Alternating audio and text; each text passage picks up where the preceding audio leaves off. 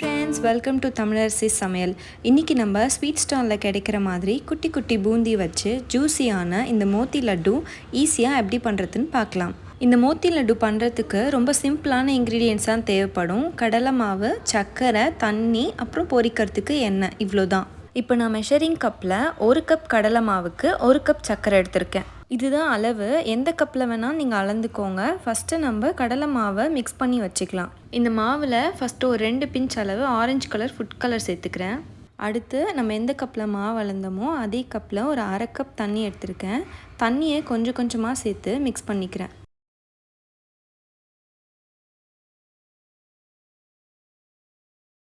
தண்ணி சேர்த்து நல்லா கட்டி இல்லாமல் இந்த மாதிரி மிக்ஸ் பண்ணிக்கணும். நம்ம ஃபஸ்ட்டு 1/2 கப் தண்ணி சேர்த்துடணும். அது பத்தலை. ஸோ இன்னும் ஒரு 1/4 கப் தண்ணி சேர்த்து நல்லா மிக்ஸ் பண்ணிக்கிறேன். அந்த 1/4 கப் தண்ணியுமே கொஞ்சம் கொஞ்சமாக சேர்த்து மிக்ஸ் பண்ணிக்கிறேன்.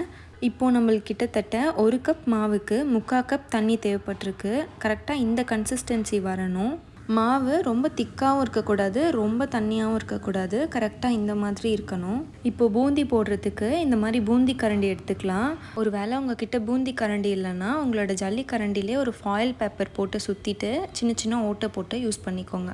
பூந்தி போடுறதுக்கு வானல் வச்சுருக்கோம். வானலுக்கு பக்கத்துலேயே இந்த அளவுக்கு ஹைட்டாக ஒரு யானை வச்சுருக்கோம். வானல் இந்த அளவுக்கு இருக்குன்னா இதுக்கு அந்த ஸ்டாண்டு இந்த அளவுக்கு ஹைட்டில் இருக்கணும். பூந்தி எப்படி போடுவோன்னா, இப்படி பூந்தி கரண்டியை வானலுக்கு ஸ்ட்ரெயிட்டாக வச்சுட்டு அந்த ஸ்டாண்டு மேலே இப்படி தட்டி போட போகிறோம். நம்ம ஏன் இந்த மாதிரி பண்ணுறோன்னா, இந்த மாதிரி நல்லா ஹைட்டாக வச்சு மாவு தட்டுறப்போ நல்லா குட்டி குட்டி பூந்தி கிடைக்கும். அதே மாதிரி நான் ஏனத்து மேலே ஒரு டவல் போட்டு வச்சுருக்கேன். அதனால் நம்ம தட்டுறப்போ ஏனத்து மேலே எந்த ஸ்க்ராச்சஸும் வராமல் இருக்கும்.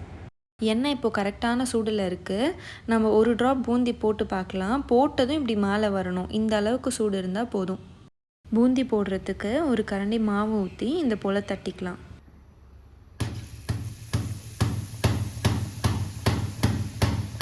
பூந்தி போட்ட அப்புறம் கொஞ்சம் தீயை குறைச்சி வச்சு வேக வச்சுக்கலாம்.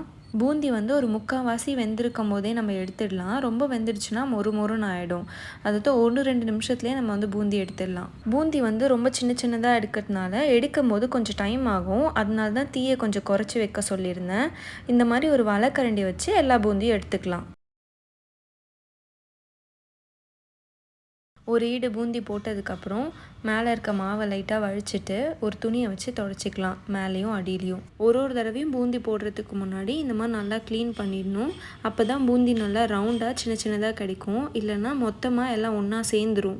பூந்தி போடுறப்போ எண்ணெய் நல்லா காஞ்சிருக்கணும். அதே மாதிரி போட்டு வேகிறப்போ நம்ம ஃப்ளேம் லோ பண்ணிக்கலாம்.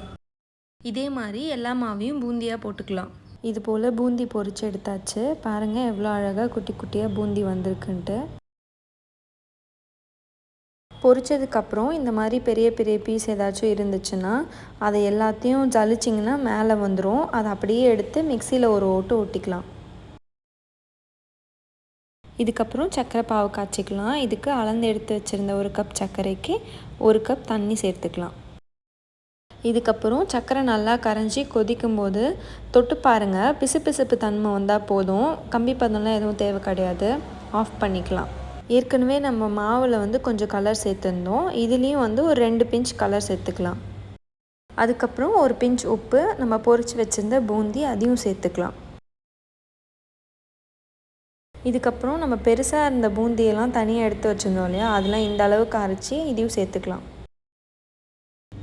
இன்னொரு பக்கம் ஒரு 2 டேபிள் ஸ்பூன் நெய் ஊற்றி அதில் தேவையான அளவு முந்திரி பருப்பை போட்டு வறுத்து அதையும் சேர்த்துக்கலாம்.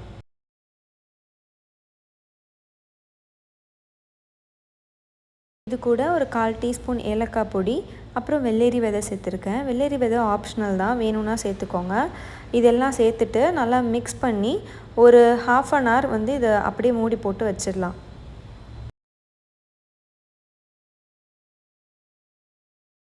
இப்போ ஒரு 1/2 மணி நேரத்துக்கு மேலே ஆயிடுச்சு. பூந்தியெல்லாம் நல்லா சர்க்கரை பாவோடு ஊறி ரெடி ஆகிடுச்சு. இப்போ இதை நல்லா லட்டு ஷேப்புக்கு பிடிச்சிக்கலாம்.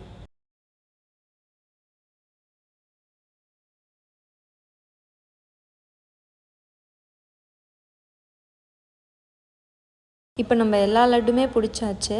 நான் செஞ்ச அளவுக்கு எனக்கு ஒரு 25 லட்டு கிட்ட வந்துச்சு. பாருங்கள், இந்த மோத்தி லட்டு பார்க்கவே எவ்வளோ சூப்பராக இருக்குன்ட்டு. நீங்களும் கண்டிப்பாக உங்கள் வீட்டில் ஒரு தடவை ட்ரை பண்ணி பாருங்கள். இந்த லட்டு நீங்கள் ஒரு 5-6 நாளுக்கு அப்புறம் சாப்பிட்டிங்கன்னா கூட இதே மாதிரி நல்லா ஜூஸியாக இருக்கும்.